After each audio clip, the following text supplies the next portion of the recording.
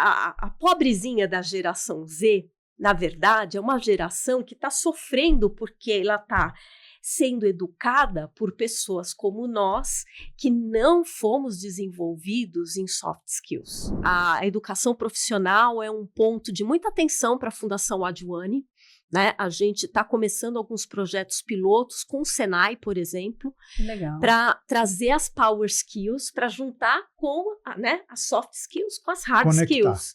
Porque se você trouxer as duas, aí esse jovem, essa jovem... Tá completo. Tá completo. Se eu tenho a curiosidade de entender a mentalidade do conservador, se eu sou progressista. Ou, se eu sou conservadora, querer entender a realidade do progressista. Né? Se eu sou uma pessoa de natureza ocidental, eu querer entender... E me colocar... A cabeça do russo, como você falou. A cabeça do russo.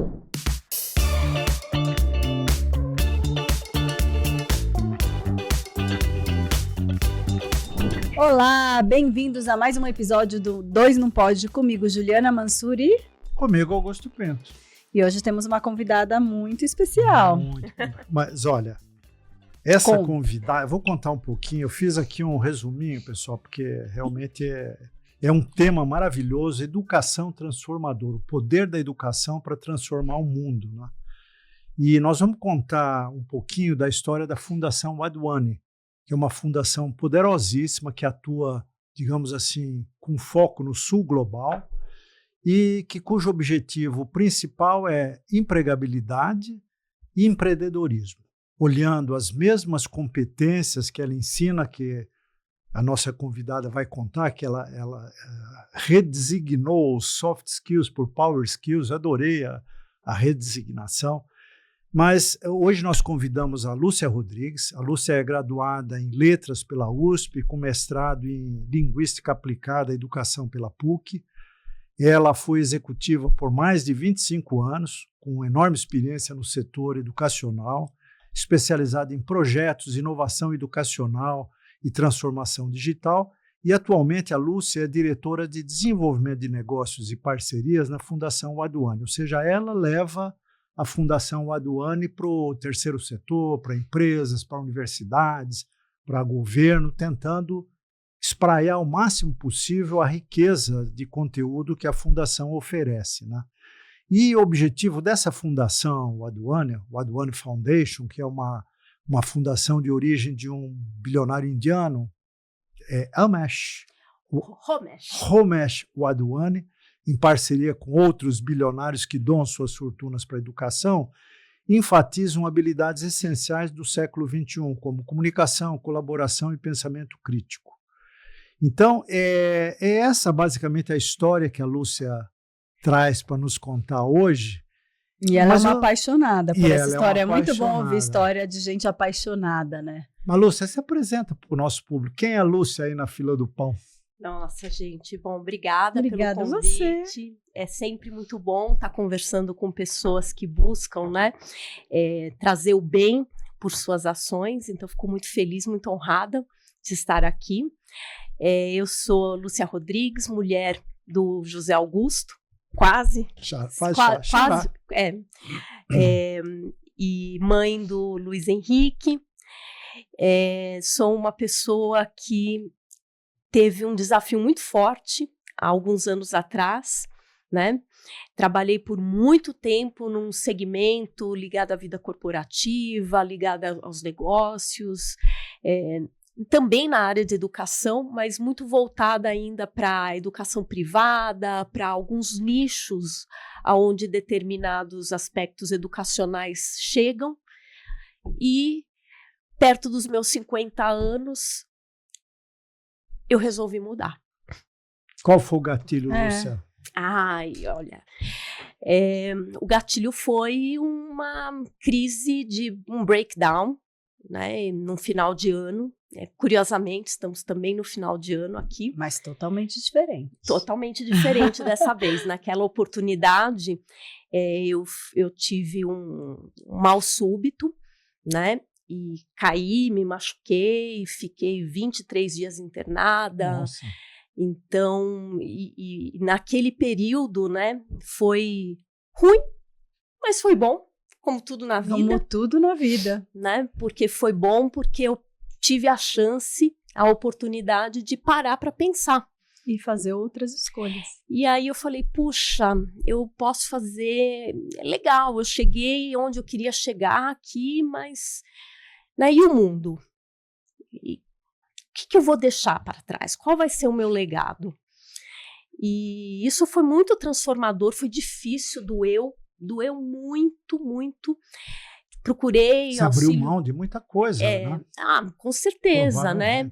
E fui buscar auxílio de uma mentora, comecei a analisar, vi que eu queria realmente tentar usar o meu conhecimento da área educacional justamente para quem não consegue ter acesso, para quem essa educação de qualidade, na maioria das vezes, não chega, né? Então, foi quando eu saí de um segmento onde eu já ocupava um espaço de destaque já há 25 anos. Que era o setor universitário. Não, eu trabalhava com idiomas. Inclusive no nível superior, né, na formação de professores de língua inglesa. É uma área, na verdade, que eu ainda sou apaixonada. E aonde, assim, eu ainda tenho um pezinho lá dentro. Né? Eu falo que o trabalho voluntário, quando a gente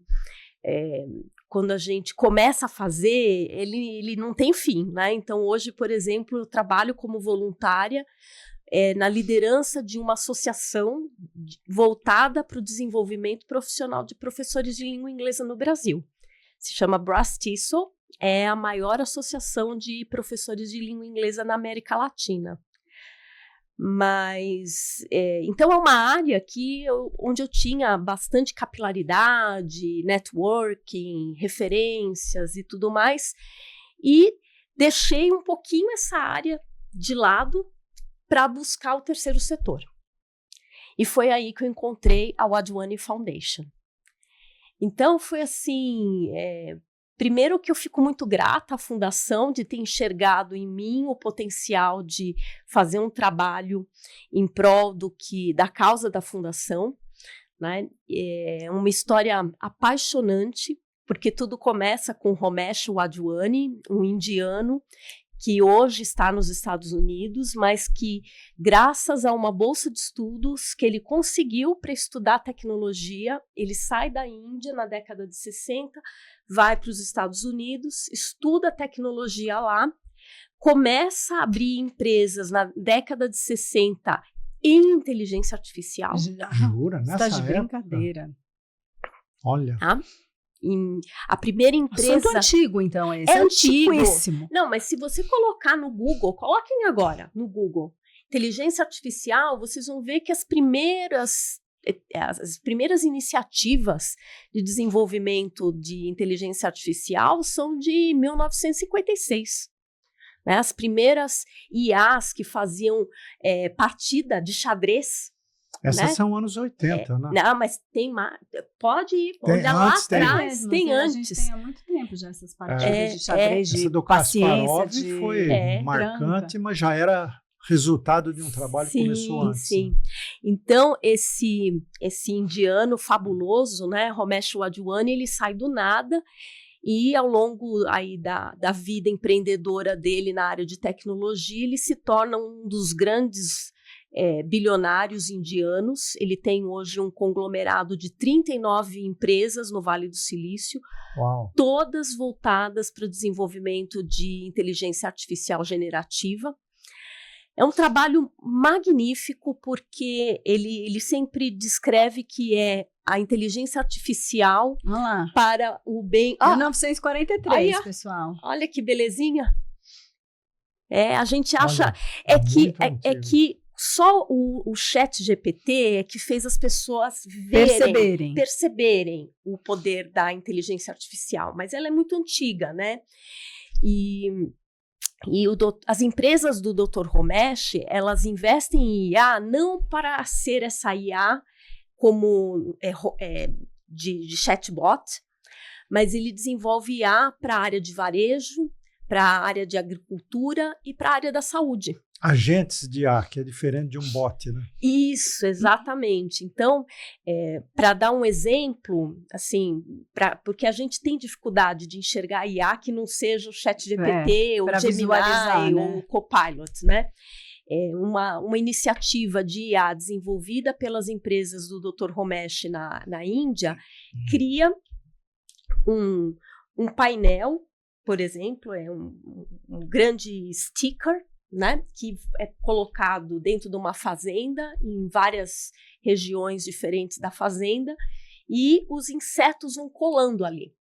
Aí o agricultor vai lá com o celular, tira a foto do sticker, e a IA vai conseguir detectar quais são os insetos, se tem algum inseto ali que pode ser uma possível praga, e se for detectar, vem a mensagem imagina, vem lá um push, né, no celular do agricultor dizendo, olha, pode ter praga tal. Use tal remédio. Mas olha, da tua fazenda inteira, não precisa pulverizar na fazenda inteira, é só no campo 1, 3 e 7. Incrível, hein?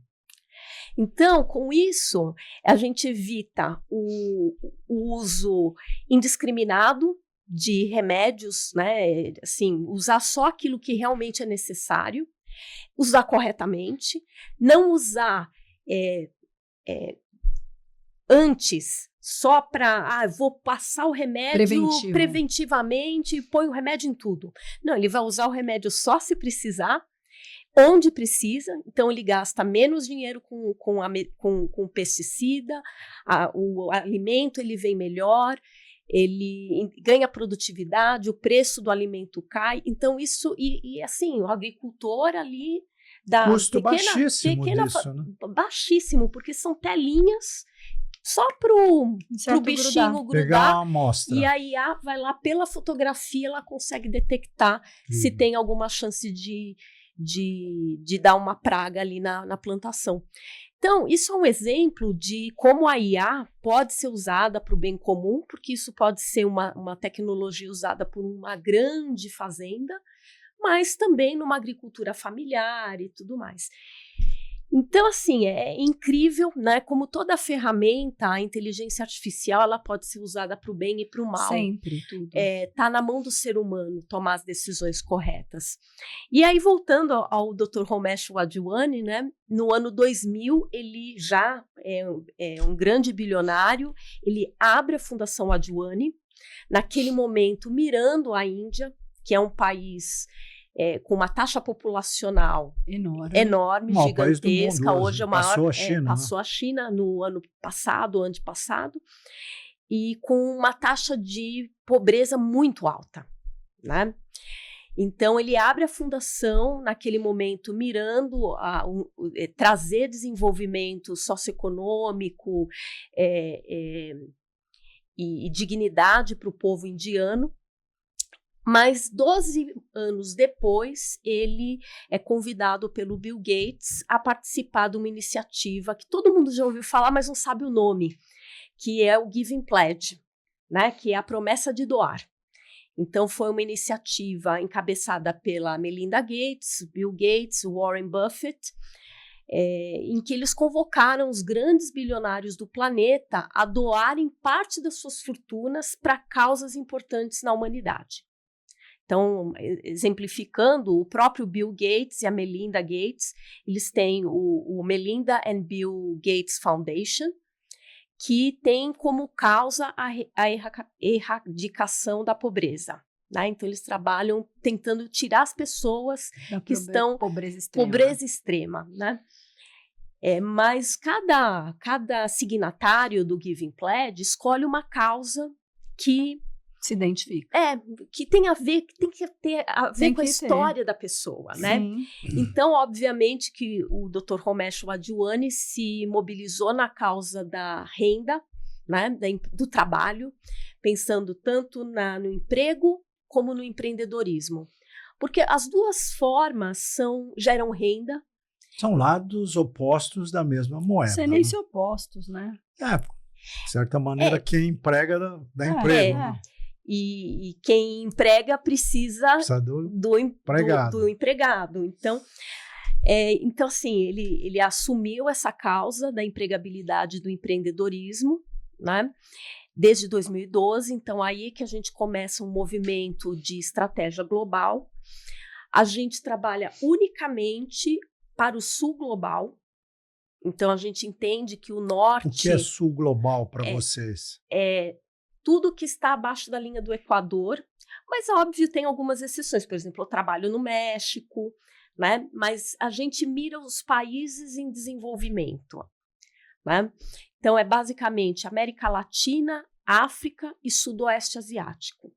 Então, esse é o nosso foco, né?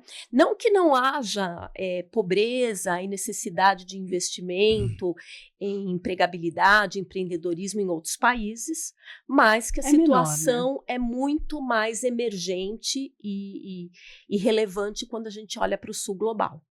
Né? Então, por exemplo, a nossa instituição, ela tem um braço nos Estados Unidos, que é onde fica o nosso centro de desenvolvimento tecnológico, mas a gente não atende a população estadunidense.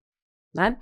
Hoje nós estamos em 15 países do mundo, tanto com essa iniciativa de empregabilidade e de empreendedorismo, oferecendo gratuitamente formações para a população desses países onde a gente está inserido, para que elas consigam melhores empregos ou que elas possam ter mais eficiência no movimento de montar os seus próprios negócios.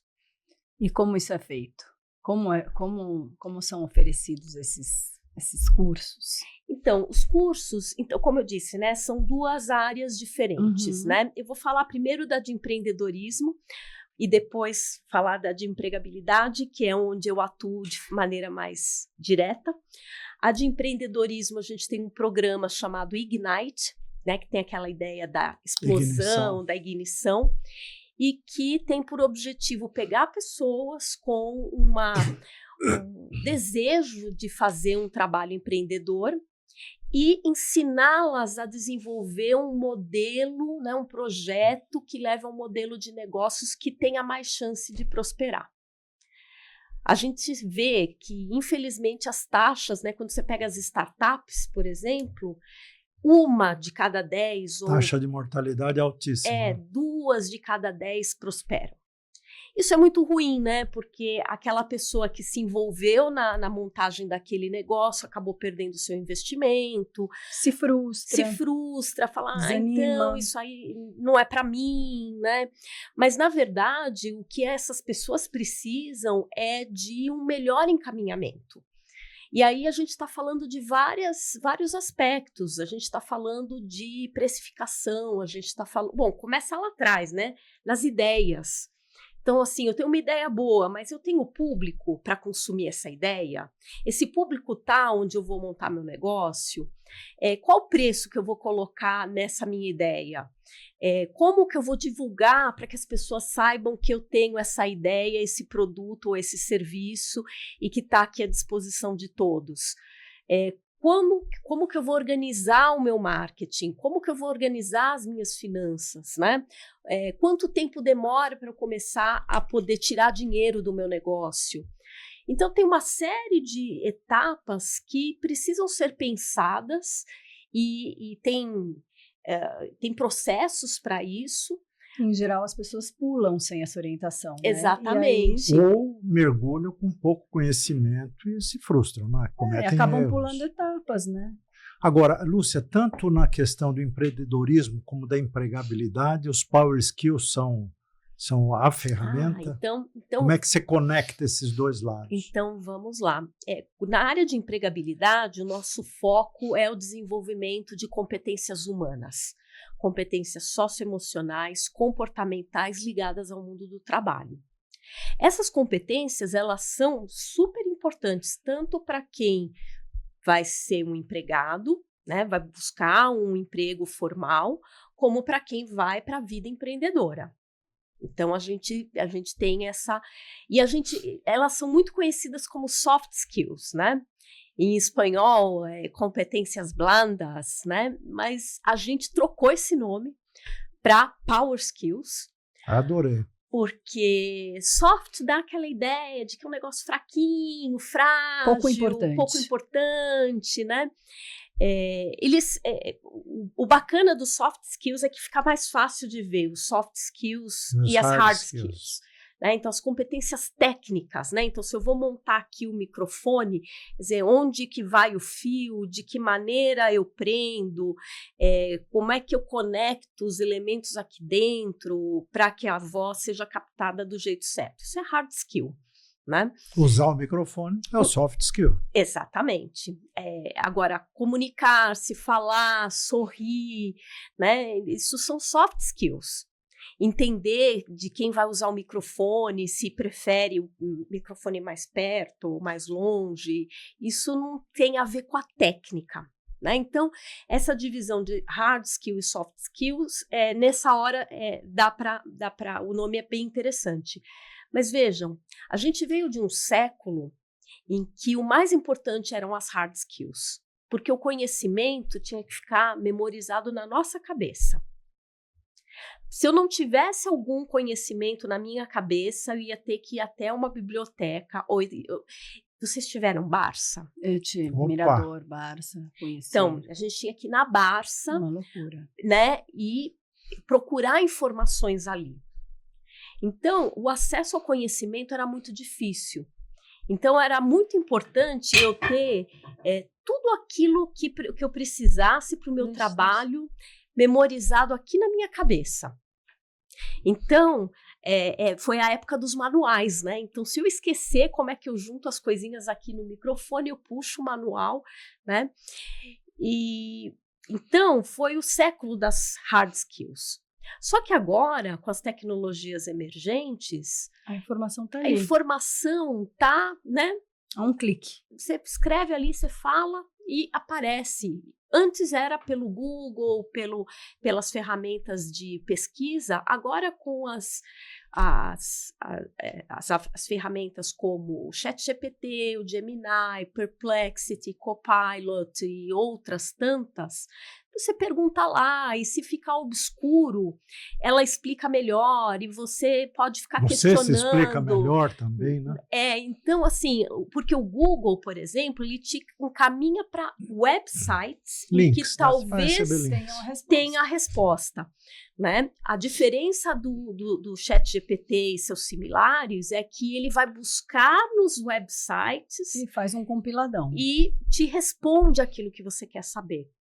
Então, hoje fica muito mais fácil, a gente tem que entender a questão eletrônica, né? Eu tenho que ter esse conhecimento do raciocínio eletrônico, mas não necessariamente eu preciso saber tudo aqui.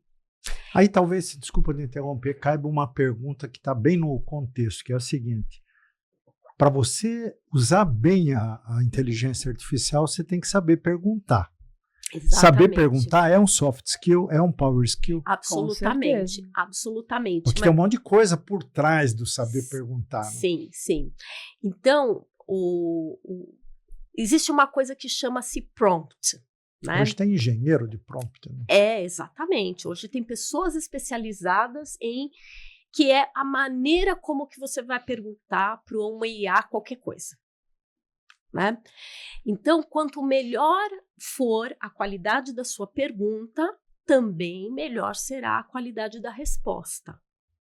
Isso é uma competência na área de comunicação. Então, quando nós estamos falando de power skills, e aqui eu vou voltar para as power skills que são importantes para o mundo do trabalho, porque tem power skills que são importantes para outras coisas, mas para o mundo do trabalho, eu sempre trago assim, de 4 a 5. Comunicação é uma delas. E comunicação é um grande guarda-chuva que despenca em vários aspectos, porque tem comunicação do ponto de vista da persuasão, da negociação, do saber falar de si mesmo, de se apresentar, de ser sucinto numa resposta, né, de explicar uma ideia de maneira objetiva. Então, a gente fala de objetividade, persuasão, brevidade. Conteúdo, né?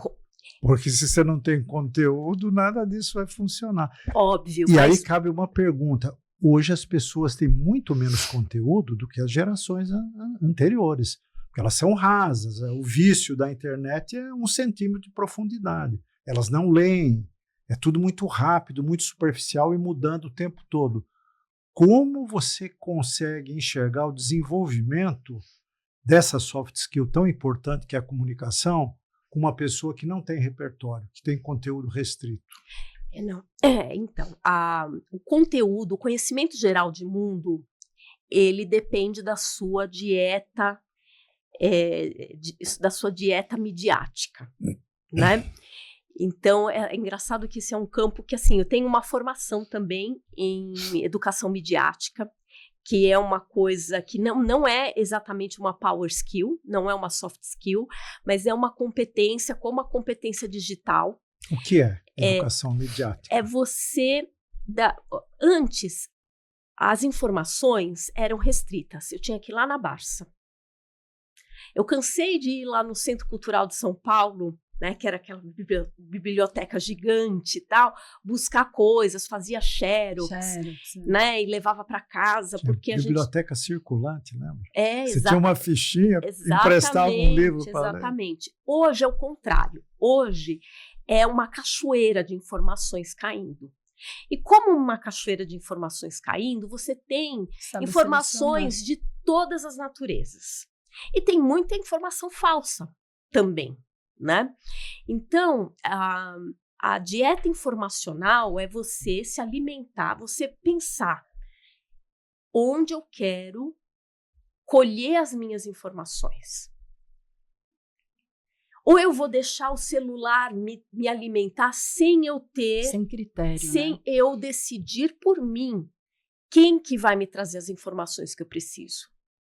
Mas você acha que as pessoas hoje, assim, de uma maneira geral, mas em particular, gerações Y para frente, têm esse tipo de iniciativa? Não. Ou elas se deixam agredir pela informação fácil que vem do celular? Hoje, a maioria das pessoas está sendo manipulada pelos algoritmos. Percebo.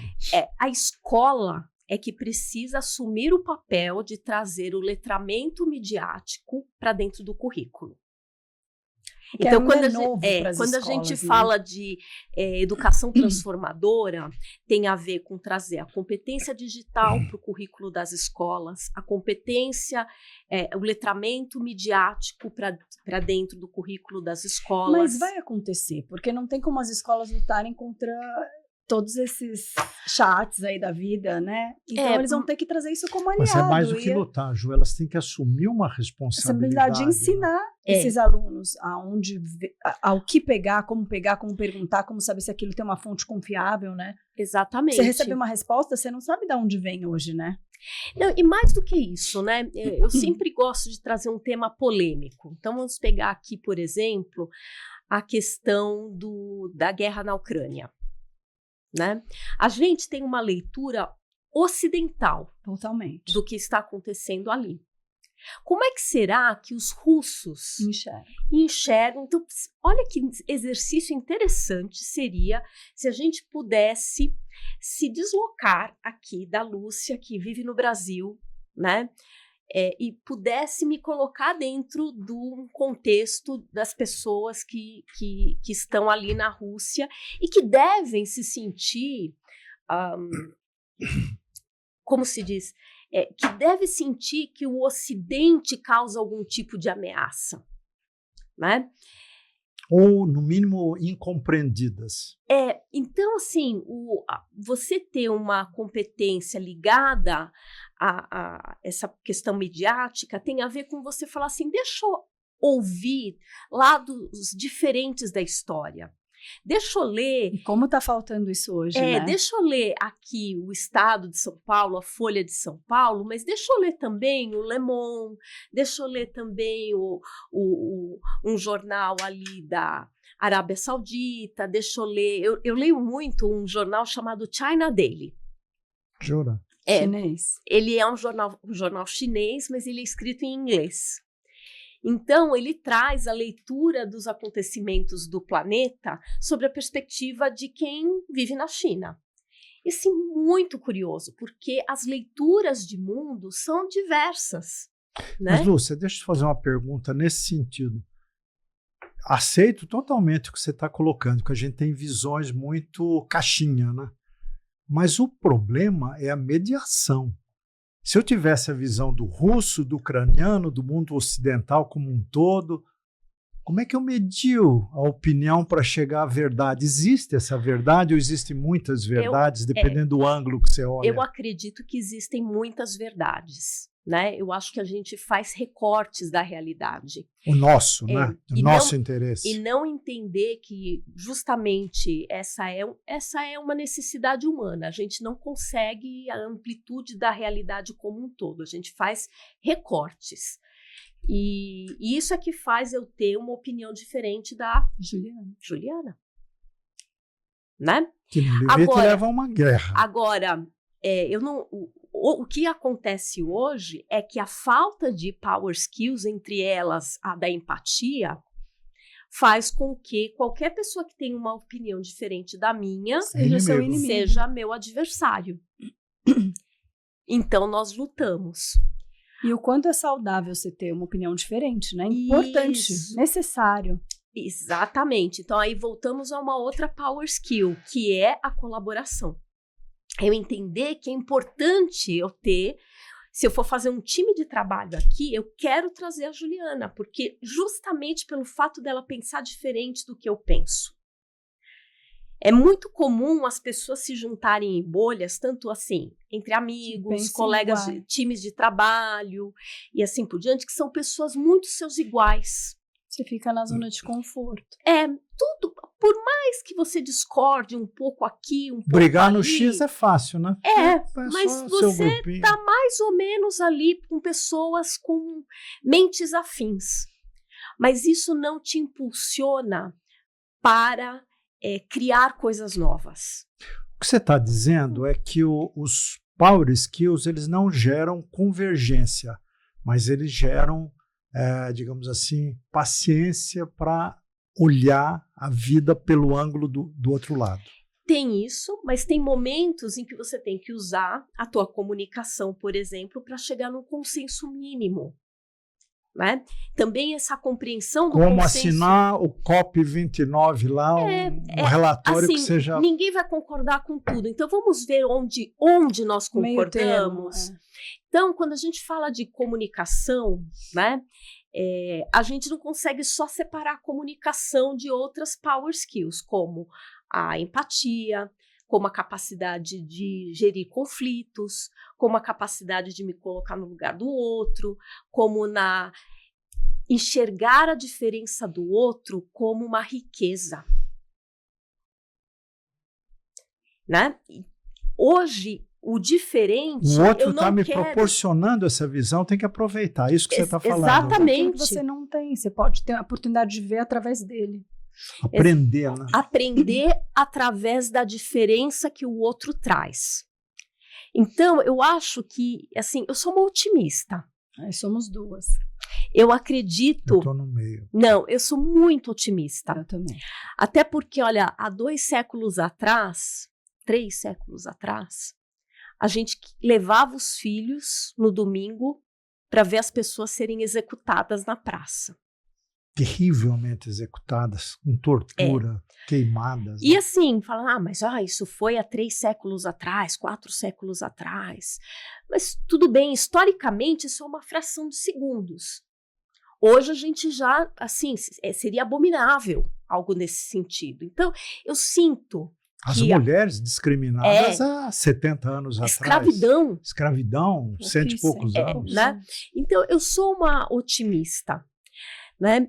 E eu acho que o século XXI, e daí a necessidade de uma educação transformadora, ele vai ser o século em que a humanidade vai aprender que a diferença nos faz crescer. Essa frase é maravilhosa, Lúcia. Essa frase é maravilhosa. Então, e aí, o abraçar o diferente vai positivo, tem um ganho, será valorizado e não discriminado. Exatamente. Então, eu sou muito positiva, eu acho que assim, não seremos nós, será provavelmente essa geração Z, que está sendo tão criticada, né? Geração mimizenta, como a gente fala. É óbvio, né? Uma geração que está hoje sofrendo no seguinte sentido. Nós fomos alunos de um tempo em que a gente tinha que executar coisas. Então, a gente ia para o trabalho para fazer tarefas. Então, na escola, o que era esperado de nós? Obediência, faz e não contesta. Decora a tabela periódica dos elementos. Faça igual a todo mundo. Se eu estou falando para fazer, faça. Eu sei o que eu estou falando. Sem contestação. Né? Sem contestação. Eu sou chefe, você é índio. Então, nós fomos formados nessa escola porque a gente foi preparado para um mundo em que a gente executava tarefas. Agora, todo mundo dessa geração, que é quem hoje é professor, tem que preparar uma geração criativa, com pensamento crítico, que saiba se comunicar, que diga o que pensa, que pense fora da caixa. E que não vai executar as tarefas necessariamente. Correto? Vai executar as tarefas se entender para que aquelas tarefas servem. Então, a pobrezinha da geração Z, na verdade, é uma geração que está sofrendo porque ela está sendo educada por pessoas como nós, que não fomos desenvolvidos em soft skills. A gente não debatia na escola a importância da diversidade, a importância da inclusão, a importância de que cada um tem o seu talento. Né? Mas concordo com você e vejo até pela escola dos meus filhos tem toda essa temática, eles pensam sobre tudo isso. Mas você não acha que, por alguma razão, eu acho que assim, a gente teve aí uma transição do mundo antes do digital para o mundo digital, e essa geração nasceu no totalmente digital e a gente nasceu no não digital e hoje cuida da geração que é digital, né?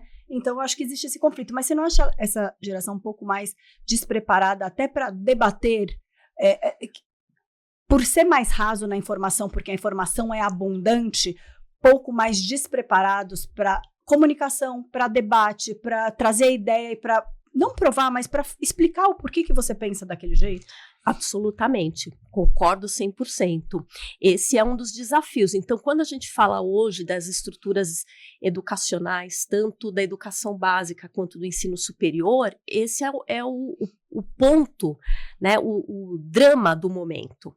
Porque se vem repetindo um modelo educacional de séculos e agora esse modelo educacional não serve mais.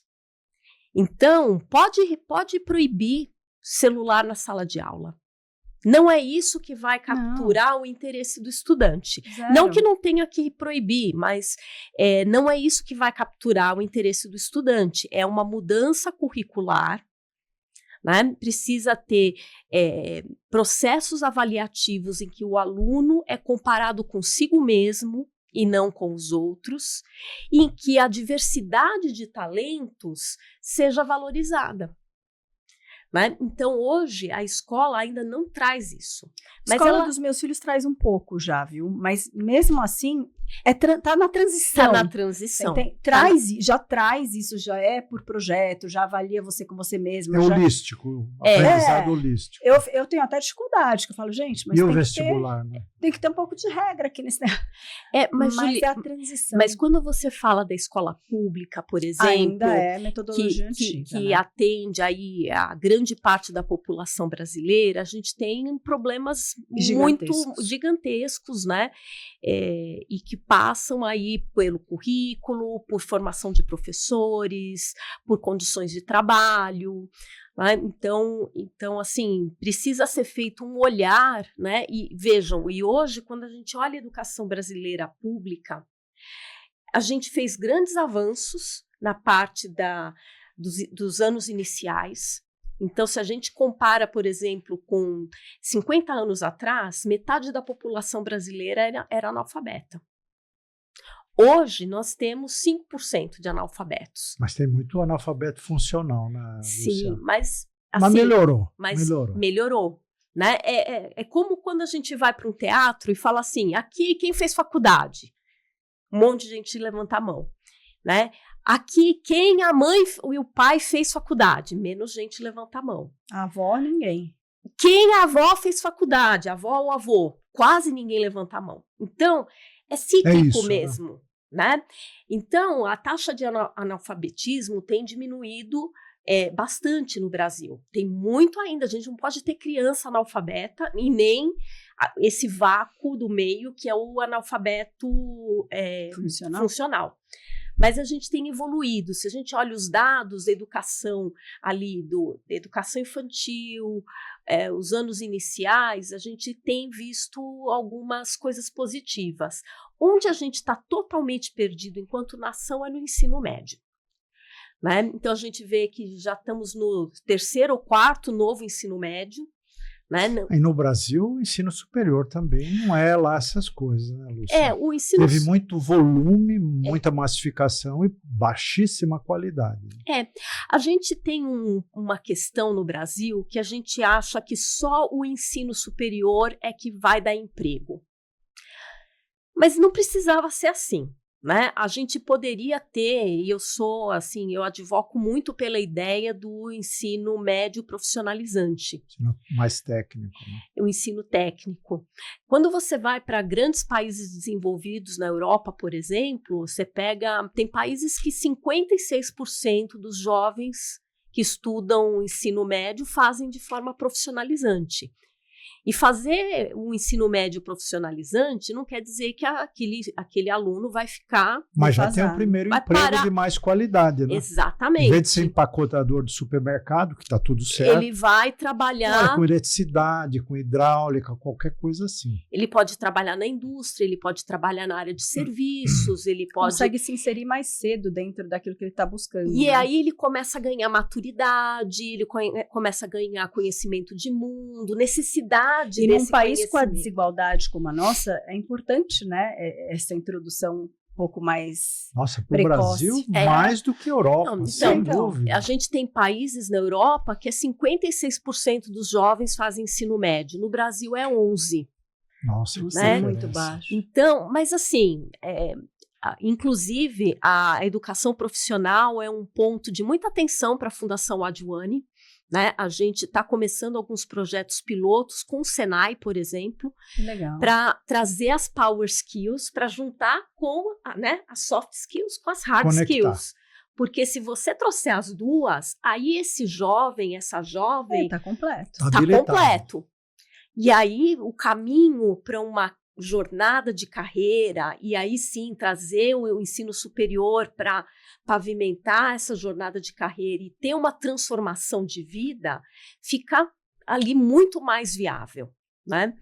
Então, a gente, apesar da gente botar a nossa fé nas power skills, né? E a gente falou só de comunicação por enquanto, tem outras, mas a gente acredita muito no ensino profissionalizante.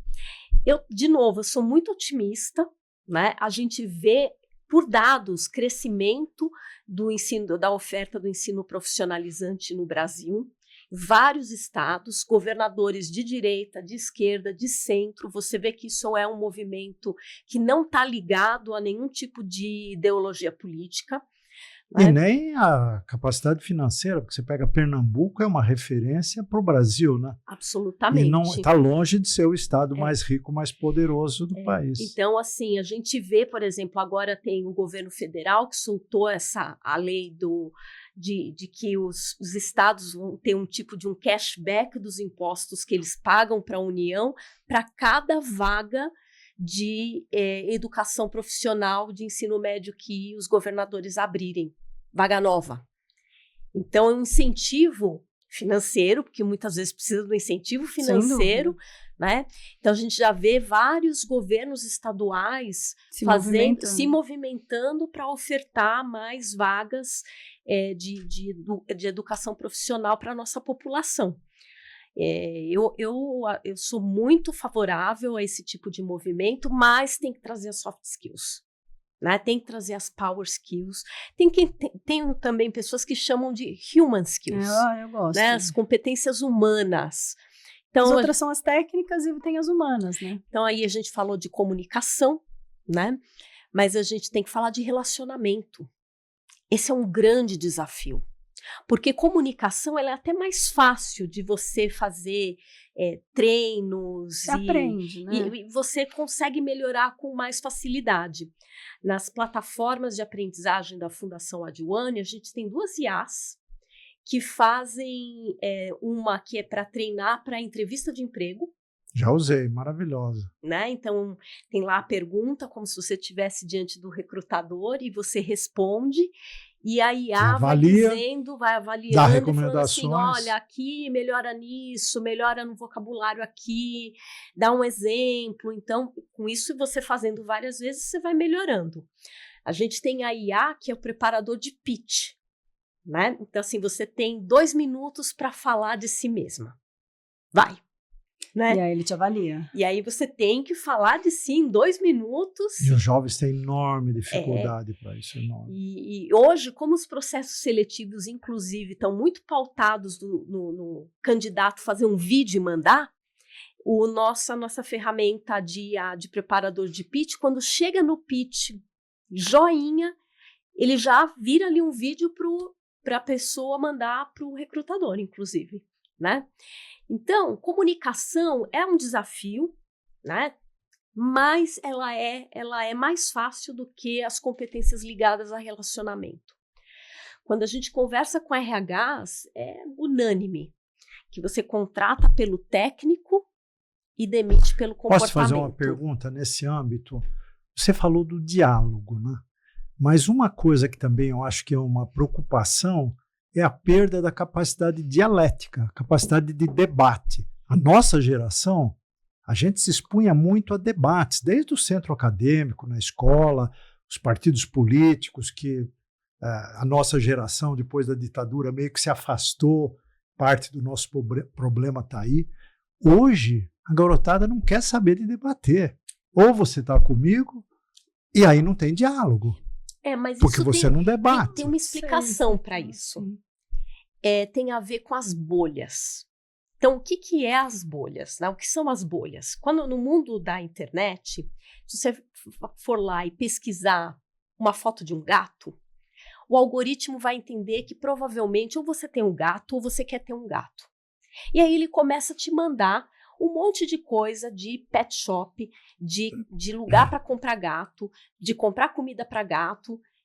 A mesma coisa acontece com opiniões. Então, se na hora que passa, vamos supor ali, opinião a favor de gato, amo os gatos, começa a chegar para você só conteúdo de amo os gatos. Se você começa a olhar conteúdo de sou alérgico a gatos, muda totalmente. Começa a vir um monte de informação e aí começam a criar as bolhas. Então você só recebe, por isso que aí a dificuldade do diálogo se estabelece. Porque eu começo a receber tantas informações que corroboram a minha opinião que, assim, não tem possibilidade da minha opinião estar errada. Seria simples, né? Só mudar o algoritmo. O algoritmo deveria funcionar de uma outra forma. Tem pessoas que, assim, voltando na educação midiática, né? Voltando também para o nosso tema, que é educação transformadora. A gente precisa ensinar as crianças a quebrar as bolhas e terem curiosidade de saber por que tem gente que odeia gato. Afinal de contas, é um bicho tão legal, né? Tão afetuoso, bonito, imponente. Como é que pode ter gente no mundo que odeia gato? Então, esse sentido de curiosidade, de querer ler a realidade por olhos e por óculos diferentes, é que nos permite se perder quebrar pouco, né? as bolhas. Então, na hora que você começa a procurar ali coisas diversas, o algoritmo fica meio confuso. Né? Então, eu acho que... Mas você ter diálogo dependendo de um algoritmo é trágico. Eu vou te lembrar uma coisa da minha geração. Eu estudei no Mackenzie, E na época a USP tinha a Faculdade de Filosofia em frente ao Mackenzie. Então era do lado de lá da rua, pessoal com cabeça de esquerda, mas tudo bem. Então, lembra, Eu do lado de cá, os conservadores. E aí, entre os dois, tinha um bar chamado McPhil, onde todo mundo se reunia no intervalo para debater os opostos. Isso é dialética. Hoje, isso tudo que você está falando das bolhas torna ainda mais remota essa possibilidade. Exato. Como é que você resolve esse problema? Com educação midiática. É fazer as pessoas não serem manipuladas pelos algoritmos. Então, isso está na escola. Eu falar, puxa, eu não gosto de gatos. Por que tem tanta gente, então, que gosta de gatos? Eu tenho a curiosidade de entender a mentalidade do conservador se eu sou progressista. Ou, se eu sou conservadora, querer entender a realidade do progressista. Né? Se eu sou uma pessoa de natureza ocidental, eu querer entender e me colocar... A cabeça do russo, como você falou. A cabeça do russo. Né? É quase ensinar empatia. Mas, gente, você estudou educação midiática. As faculdades, as escolas, esse assunto ninguém sabe, ninguém nunca ouviu falar. Mais ou menos, tá? Nos Estados Unidos, por exemplo, em alguns países da Europa, a educação midiática já é uma disciplina obrigatória nas escolas. Então, competência digital é uma disciplina obrigatória nas escolas. E vai ter que se tornar mesmo. Multiculturalidade já é uma disciplina obrigatória nas escolas. A própria China, eu estive lá há 2 anos atrás, existem muitos problemas, né, de manipulação, porque é um regime autoritário e tudo mais, mas tem sido feito um grande movimento nas escolas para trazer conteúdos, disciplinas que não tínhamos no século passado, mas que hoje são imperativas para que a pessoa tenha êxito no século XXI. E que o século XXI se torne um século melhor do que foi o século XX. Não seremos nós, Juliana, Augusto, certeza, que vamos construir o século XXI. Talvez nem essa geração Z que está nesse limbo. Talvez sejam os filhos da geração Z que construam, de fato, o século XXI. Então, a gente tem ali, parece terrível, né? Porque a gente fala assim, puxa, o que a gente vai fazer com a geração Z? Eles têm que ser as pessoas que vão ensinar a próxima geração, porque eles vão estar falando a mesma língua. Exato. Lembra, o meu pai falava assim, né? Olha, meu pai não falava inglês, eu aprendi a falar inglês, você tem que falar inglês. Ou, olha, eu não fiz faculdade, filho, você tem que fazer faculdade. Né? Vai ter que talvez ser uma geração que falava assim, olha, eu não sei trabalhar em cooperação, você tem que aprender a trabalhar em cooperação. Mas aí, Lúcia, você olha a política, se me permite, você vê um mundo que está virando cada vez menos globalista e cada vez mais populista e radicalizado em guetos. O gueto americano do Trump, a Europa integrada, etc. Como é que a gente vai conseguir essa dialética, essa aproximação, educação midiática num mundo que está se fechando em bolhas em vez de se abrir? Tá? Do menor para o maior. Eu vejo um papel muito interessante do Sul Global nesse aspecto, né? Porque toda essa dinâmica ela é uma orientação do Norte global que cai para o Sul Global. A gente, na América Latina, na África, no Sudoeste Asiático, a gente tem a oportunidade, a janela de oportunidade de pensar num mundo que tenha características diferentes. Eu sei que pode parecer um pouco utópico, né? Mas eu acho que a gente tem essa condição, né, de pensar num mundo, porque a gente vive a pobreza nos nossos países. A desigualdade, a violência, né? E mesmo que você não seja E assim, eu sou uma pessoa privilegiada. Eu sou uma menina de classe média. Menina. É isso mesmo, menina, eu também me denomino assim. Não é? Uma menina Lógico. de classe média, branca, que estudou em escola privada, que fez faculdade na USP. Então, eu sou uma privilegiada. Mas eu me insiro dentro dessa realidade porque é a realidade do meu povo. Eu sinto ela no momento que eu não tiro o celular do bolso quando eu estou andando na rua. Quando eu não uso, quando eu ponho a mochila embaixo do carro, porque eu sei que qualquer momento eu posso ser vítima da violência para alguém tirar ali a minha mochila. Então, eu estou vendo ali, né? A gente está inserido dentro desse quadro. Então, eu sinto que o Sul Global ele tem uma grande oportunidade de fazer uma diferença, não em 5 anos, em 50 anos, em 70 anos. E você não acha, porque assim, olhando pra gente, comparando com os americanos, por exemplo, eu acho que quem tá aqui, talvez por não ter o protagonismo do Norte, a gente é obrigado a saber o que se passa ali, no mundo como um todo. Enquanto que você vai conversar com um jovem americano, ele não sabe nem o que existe fora dos Estados Unidos. Ele acha que só existem estados nos Estados Unidos, que a gente mora em árvores. Então, assim, eles são muito mais fechados, porque eles não precisam saber o que se passa no mundo, porque o mundo é sobre eles. Isso. Por isso que a Fundação Adwane tem esse olhar muito definido para o Sul Global, né? E enxerga que o desenvolvimento, né, de novo, daquelas competências de comunicação, de relacionamento, de organização, de priorização, de letramento financeiro, outra matéria que tinha que estar, outra disciplina que tinha que estar agora nas escolas.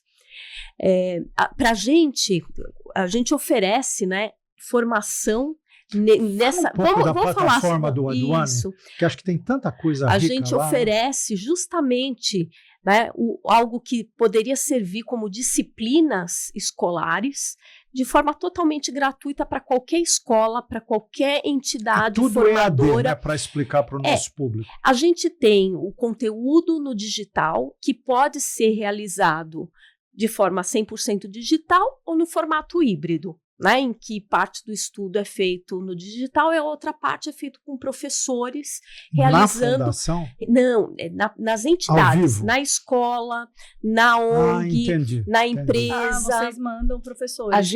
A gente forma os professores. Entendi. Então, se eu entro, por exemplo, numa ONG, eu treino o sócio-educador da ONG. Se eu entro numa escola, eu capacito o professor da escola. Se eu entro numa universidade, a gente capacita o professor da universidade. Se eu entro numa empresa, a gente capacita a pessoa de treinamento e desenvolvimento, né? Então, o programa ele pode ser totalmente digital, ele funciona em plataforma, em aplicativo, ele é aberto para todo mundo. Qualquer pessoa pode acessar, não precisa ter empresa. Não precisa. Se tiver empresa, ótimo. Eu posso, por exemplo, para minha empresa colocar e todo mundo acessar todos esses cursos. Podem. Mas, assim, a gente faz muita parceria com as entidades, com a empresa, com a escola, com a universidade, com uma secretaria de educação, seja ela municipal, estadual, porque aí para a entidade, a gente dá um acesso de admin. Então, aí aquela empresa, aquela instituição consegue ver dos seus beneficiários, alunos, colaboradores, quem está fazendo, o que fez, com que progresso, né? E a gente tem um repertório de 13 Power Skills. Então, algumas na área de comunicação, como na parte de fala e escuta, escrita. Isso está blocado em módulozinhos, aproximadamente. Nossa, eu vou querer isso. Tem de comunicação online, por exemplo. Comunicação online é diferente da comunicação. Totalmente, não tem tom. Então, temos ali comunicação online, gestão de conflitos, inteligência emocional. Olha, inteligência emocional, gente. É a diferença entre a pessoa ser contratada e não ser contratada. Porque é fácil na entrevista de emprego você pescar quem tem inteligência emocional. E, assim, não ter inteligência emocional vai te fechar as portas. Muito pior do que não ter QI, né? Muito pior. Muito. Porque o QI, de certa maneira, as máquinas, os softwares vão complementar para a gente. A né? informação vai estar acessível. Vai estar acessível. Agora, inteligência emocional é o diferencial. Então, daqui pra frente. e o curioso, assim, então, voltando ali, né, a gente oferece várias competências na área de comunicação, na área de relacionamento, eu tenho relacionamento com o cliente, relacionamento entre equipes, cooperação, colaboração, trabalho em time, justamente enfocando que um time bom é um time com múltiplas diferenças Cabeças entre si. pensantes. Né? Exatamente. E, Lúcia, uma pessoa que está nos ouvindo aqui, seja uma empresa, uma pessoa física, que quer experimentar a plataforma, explica aí qual é o caminho para acessar todo esse conteúdo maravilhoso. É só entrar no site da Fundação Adwane, o adwanefoundation.org. Não sei se depois o pessoal consegue escrever. A gente coloca nos... Isso, o adwanefoundation.org. E lá tem a área do login, acesse. Tudo em português. Tudo faz um em português, faz um cadastro e já tem... Simplérrimo, eu fiz. 3 minutinhos você faz. Isso, e tem acesso a todos os cursos. E vai ganhando certificados, né? Na medida que você vai completando. Que você pode pôr no seu currículo e vai valer muito. Absolutamente, né? Absolutamente. Pensa um currículo que você tem só sua formação acadêmica e um que você tem 13 certificados em Power Skills. Em Power Skills. Né? E imagina uma entrevista de emprego onde, além de você falar sobre a parte técnica daquilo que você já estudou, você fala da importância de levar em consideração a opinião de alguém que discorda de você. De falar do quanto é importante escutar o outro. De que não adianta, não faz sentido você entrar numa roda de debate querendo ganhar. Não existe numa roda de debate. Só existe perda quando você tem essa atitude. Não existe ganhador numa roda de debates. O que existe é crescimento, né? O que existe é expansão do nosso campo de visão. Na medida que eu começo assim, vou olhar o mundo com óculos do Augusto. Opa, olha, eu via bem de assim, mas agora eu estou vendo bem ali no canto, né? Então, se numa entrevista de emprego você traz esses elementos... Nossa, isso te diferencia... Assim, você já marca. E se depois, no teu trabalho, você exprime essas competências, a tua vida vai ser de êxito.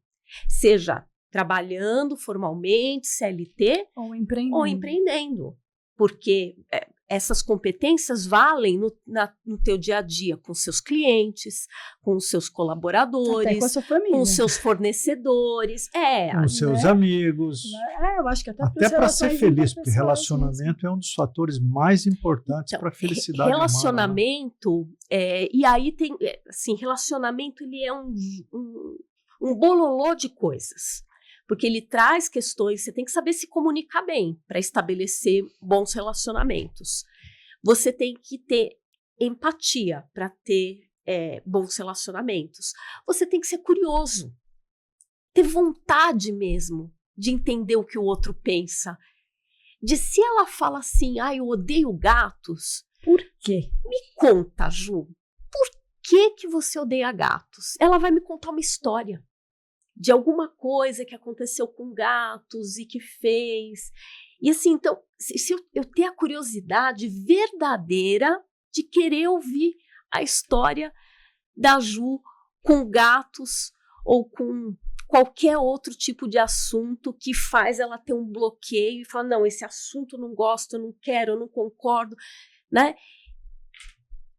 Tem interesse verdadeiro pelas pessoas. É isso. Olha que competência incrível para o mundo do trabalho. E que está raríssima. Lúcia, estou encantado. Eu também, olha, eu vou querer na minha empresa, no projeto social, em tudo. Saindo daqui a gente já conversa. Não, verdade, porque é uma coisa que está aí, acessível, dada. De alta qualidade. Gente, não dá para entender, não querer. É de alta qualidade, com o uso de inteligência artificial, porque a gente tem lá inteligência artificial para o aluno tirar dúvida, para o aluno trazer as suas dificuldades, se ele já está trabalhando. A própria plataforma usa para ensinar, né? Isso. Então, e totalmente gratuito, que pode ir para o indivíduo ou pode ir para qualquer instituição, seja uma empresa privada, seja uma escola. E para nós não tem assim, tem que ser escola pública, escola privada, não.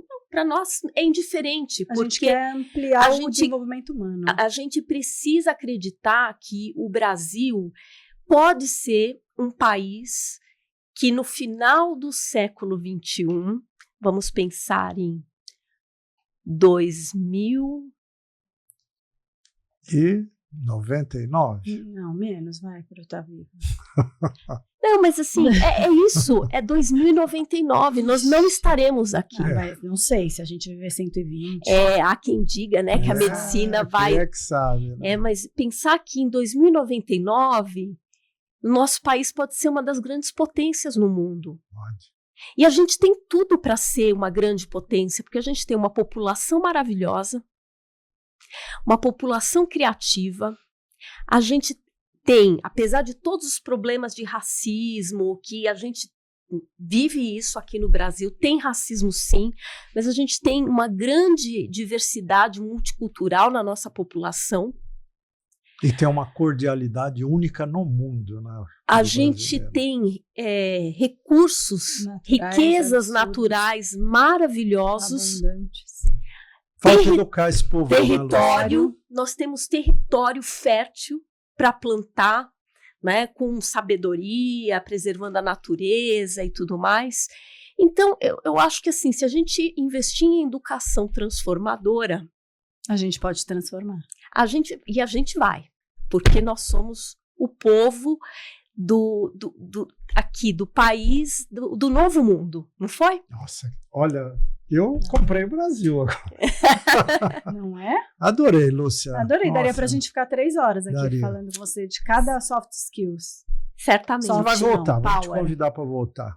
E tem um outro assunto que você vem contar para nós depois. Em breve. Segredo. Querida, muito obrigada. Eu adorei te conhecer, adorei conhecer um pouquinho mais dessa história tão linda aí. Não, e aprendemos muito hoje. Você deu uma aula para nós aqui, maravilhoso. Imagina, gente. Obrigada. Obrigada, viu? Foi um prazer. Tenho certeza que vocês gostaram. Eu adorei. A gente volta no próximo episódio. Tchau, gente.